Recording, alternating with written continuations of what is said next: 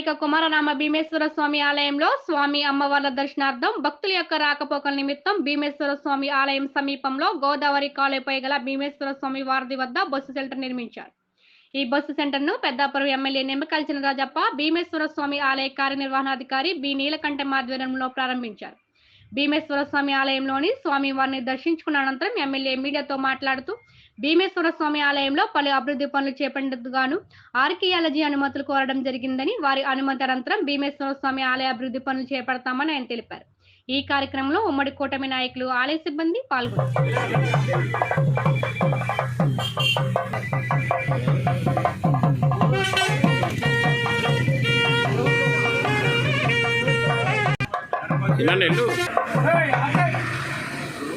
ఈరోజు కనుక భీమేశ్వర స్వామి టెంపుల్ అమరకోట దర్శించడం జరిగింది.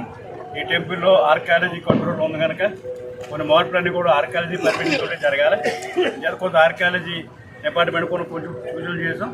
ఇప్పటికే కొన్ని దేవాలయాల్లో చిన్న చిన్న ముఖ దేవాలయాల్లో కొంత క్రాక్ అయ్యి రావడం జరిగింది. అయినా కూడా దృష్టి తీసుకెళ్ళడం జరిగింది. మంటశాలను కూడా లోన్ మీద బయటికి మార్చడం జరుగుతుంది.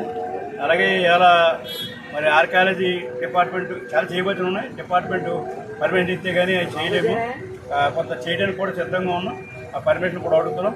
అలాగే వెనకాల బర్రెల్ గ్రౌండ్ ఉంది. బర్రెల్ గ్రౌండ్ కూడా చేయడానికి వీళ్ళందరూ కూడా అడగడం జరిగింది. దాన్ని కూడా బాగు చేస్తాం.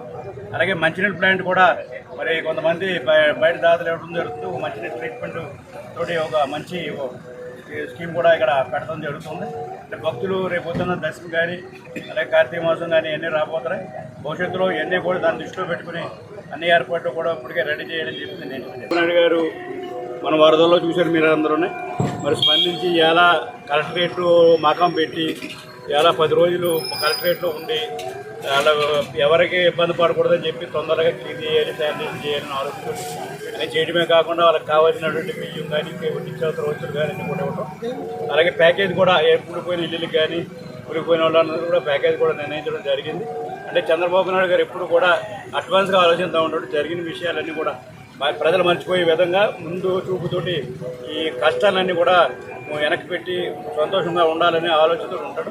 అలాగే అనేక కార్యక్రమాలు కూడా ప్రభుత్వ పరంగా స్వచ్ఛంద చేసే కార్యక్రమాలు కూడా ప్రభుత్వం చేపట్టింది. ఆ ప్రభుత్వాలు చేపట్టే కార్యక్రమాలు కూడా జగన్మోహన్ రెడ్డి గారు విమర్శిస్తున్నాడు. ఎందుకంటే జగన్మోహన్ రెడ్డి గారు వరదల్లో బయటికి రాడు, కెలామిటీతో బయటికి రాడు, ఇంట్లో కూర్చొని చెప్తూ ఉంటాడు. ఇలా వైసీపీ నాయకులు కూడా అదే పరిస్థితి ఉంది.